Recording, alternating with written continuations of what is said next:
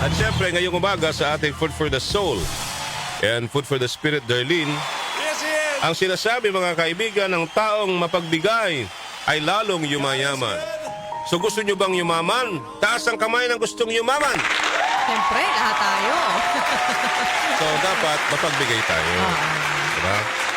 Ngunit naghihirap ang tikom ng mga kamay. Yung mga boksingero, laging nakatikom ang kamay. Wala kayong mapapala. Diba? May mga ganun tao, no? Yung Correct. tikom ang kanila mga kamay, yung parang hindi nila mabuksan. Diba? Kung sa pagtulong, Correct. laging ganun.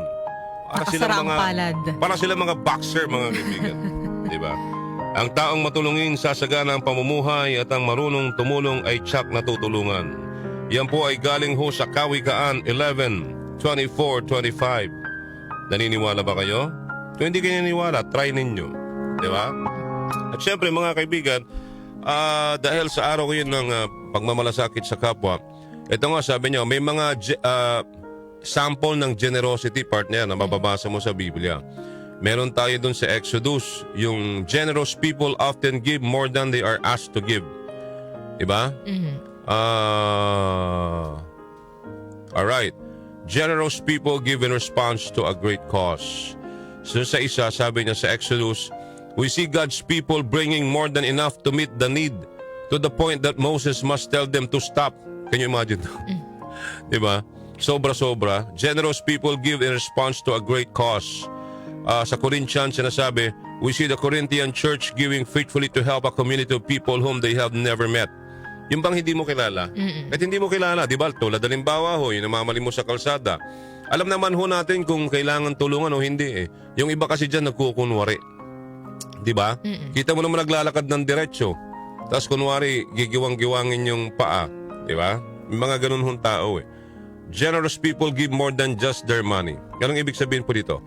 A classic story, a very good example of that is the Good Samaritan, Darlene. Hindi pera pinag-usapan dito eh.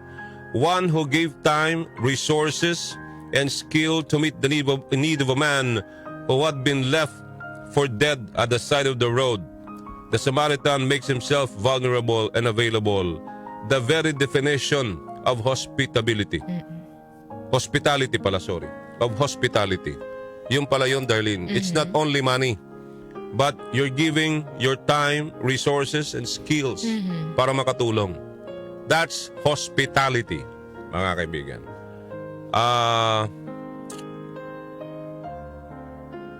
Generous people give even when it doesn't make sense.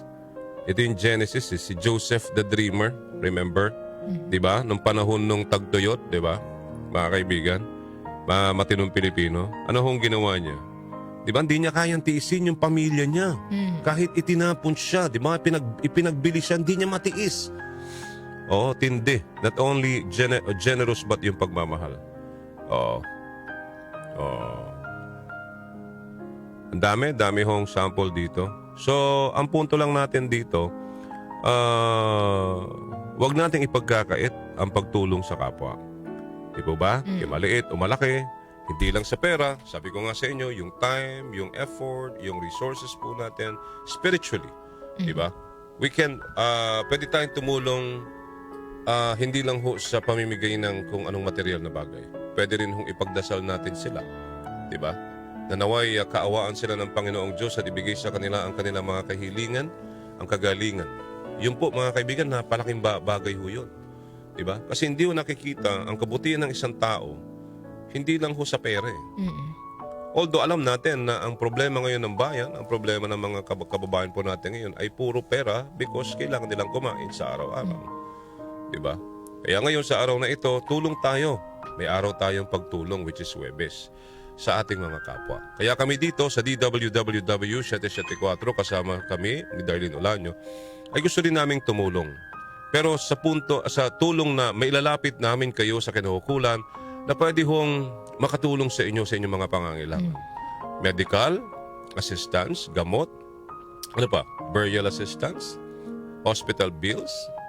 Meron ho kayong gustong ilapit sa amin? Wala naman hong problema yon. Bukas ho ang aming text line 0929-321-8738, 0929-321-8738.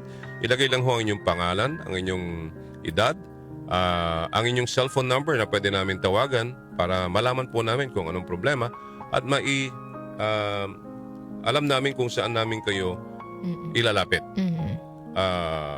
Na ahensya ng gobyerno o sinong mga tao. Okay? So ganun po gagawin natin today. Maliban po sa issue na pinag-usapan ng bayan ngayong umagang ito, di ba?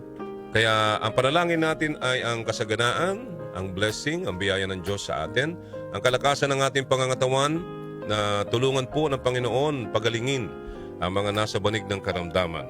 Lalo na ho kayong mga senior citizens sa nagdarahop, lalo na yung mga talagang walang-wala rin at talagang in need po na sana'y ang kahilingan natin sa poong may kapal ay magpadala ng anghel para kayo po ay tulungan. Okay? Sige. So yan lang po. Very simple lang yung ano natin ngayon. Ang pagtulong sa kapwa. At yung sinabi ko nga kanina, ang taong, tandaan natin to kasi nasa Biblia to ang taong mapagbigay ay lalong yumayaman. Ngayon, ngunit naghihirap ang tikom ang mga kamay. Kaya pala ganun si ay minamarites. Ang taong matulungin nasasagana ang pamumuhay at ang marunong tumulong ay tiyak na tutulungan. Amen? Amen. Thank you, Lord, for giving us another brand new day to live and to help